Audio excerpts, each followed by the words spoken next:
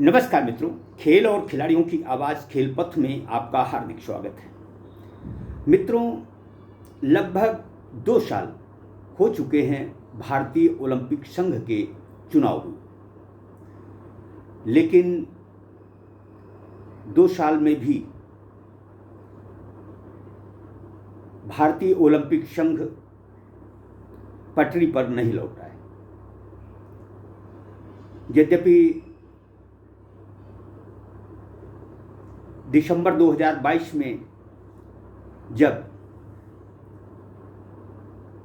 प्रख्यात athlete PT Usha पहली बार भारतीय ओलंपिक संघ की अध्यक्ष बनी थी, उस समय लगा था कि खेल संगठनों में मची तानाशाही पर विराम लगेगा, भारतीय ओलंपिक संघ आदर्श स्थापित करेगा। लेकिन कुछ भी अच्छा नहीं हुआ। अलबत्ता भारतीय ओलंपिक संघ में फिलवक्त जिस तरह की कलह मची हुई है, इससे पहले शायद ही कभी ऐसा हुआ।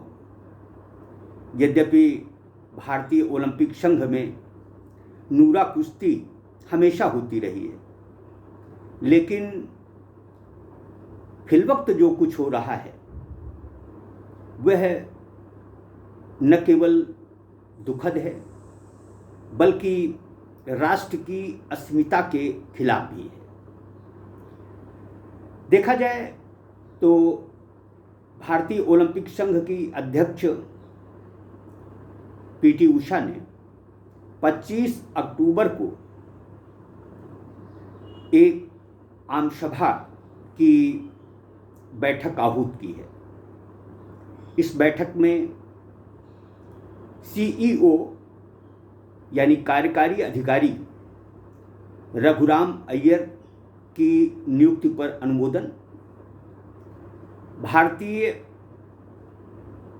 ओलंपिक संघ के कोषाध्यक्ष शहदेव यादव पर लगे भ्रष्टाचार के आरोपों तथा भारतीय ओलंपिक संघ के कुछ पदाधिकारियों पर खेल संहिता के दुरुपयोग के मामले में मंत्रणा होगी, चर्चा होगी।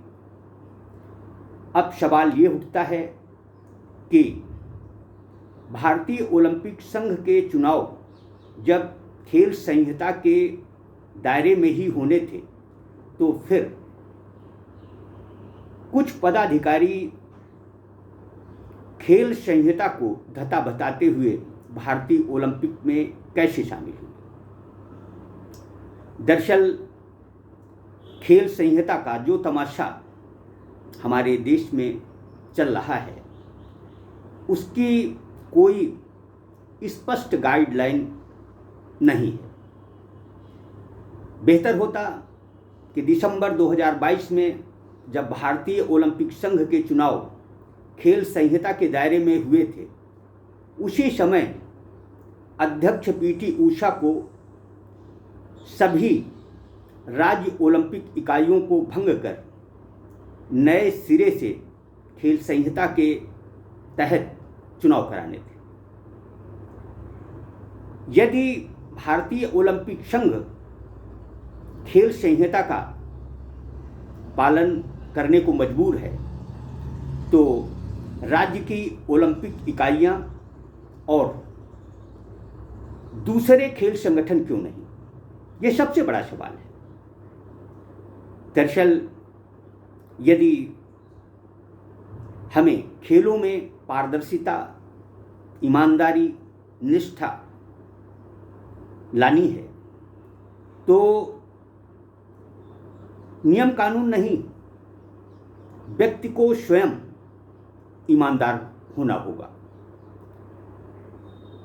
देखा जाए तो भारतीय ओलंपिक संघ के चुनाव बेशक खेल संहिता के दायरे में हुए हों, लेकिन जिस तरह से कुछ पदाधिकारी खेल संहिता को ठेंगा दिखाकर भारतीय ओलंपिक में संघ में शामिल हुए हैं, वह भी जांच का विषय है। यदि खेलों में पारदर्शिता, ईमानदारी लानी है तो सभी राज्य ओलंपिक संगठनों, सभी खेल संगठनों को भंग कर नए सिरे से चुनाव कराने होंगे। यह काम भी भारतीय ओलंपिक संघ को ही करना होगा। लगभग 2 साल होने के बाद भी यदि भारतीय ओलंपिक संघ खेल संगठनों में खेल संहिता का पालन नहीं करवा सका तो यह किसकी कमी कही जा सकती? यह काम सिर्फ और सिर्फ भारतीय ओलंपिक संघ को करना होगा। पीटी उषा सिर्फ भारतीय ओलंपिक संघ को ही साफ सुथरा रखने का जो प्रयास कर रही हैं, काम कर रही हैं, उसे उन्हें राज्यों तक पहुंचाना होगा। जब तक राज्य के ओलंपिक एसोसिएशन, राष्ट्रीय खेल संघ, राज्य की खेल इकाइयां खेल संहिता के दायरे में नहीं आती, तब तक खेल संहिता के कोई मायने नहीं रह जाते। दरअसल कई राज्यों की ओलंपिक इकाइयों में लंबे अरसे से पदाधिकारी जमे हुए हैं। जहां लंबे समय से कुछ पदाधिकारी खेल संगठनों में काबिज हैं, वहीं खेल संहिता के डर से ही सही कुछ लोगों ने अपनी बीवी बच्चों को खेल संगठनों में काबिज करा दिया है। ये सब देखने की बातें हैं। खेल संहिता का जिस तरह से दुरुपयोग हो रहा है, उसी के चलते प्रशासनिक अधिकारी, जनप्रतिनिधि लगातार खेल संगठनों में पैठ बना रहे हैं। देखा जाए तो अधिकांश खेल संगठनों में जनप्रतिनिधियों तथा नौकरशाहों का कब्जा है। आखिर इन जनप्रतिनिधियों और नौकरशाहों से खेलों का क्या भला हो रहा है? क्या कोई एक जनप्रतिनिधि या नौकरशाह है जो अपनी जेब से खेलों के उत्थान के लिए, खिलाड़ियों के प्रोत्साहन के लिए एक भी पैसा खर्च करता है? भारतीय ओलंपिक संघ यदि राज्य ओलंपिक संघों को भंग करने की हिम्मत नहीं रखता तो फिर खेल संहिता के कोई मायने नहीं रह जाते। दरअसल ईमानदारी सिर्फ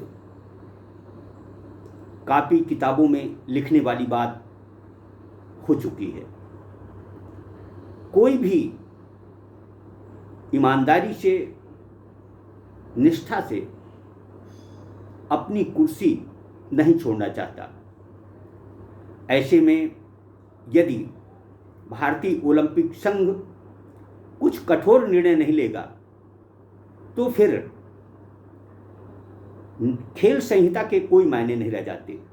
यह दुखद और दिलचस्प बात यह है कि खेल संहिता के दायरे में चुनाव होने के बावजूद कुछ पदाधिकारी भारतीय ओलंपिक संघ में पैठ बनाने में क्यों और कैसे सफल हुए, यह भी जांच का विषय है। दरअसल यदि खेल संहिता के दायरे में ही सब कुछ होना है तो फिर भारतीय ओलंपिक संघ ही क्यों, सभी खेल संगठन क्यों नहीं, यह सबसे बड़ा सवाल है। उम्मीद है कि इस वीडियो को देखने के बाद पीटी उषा सहित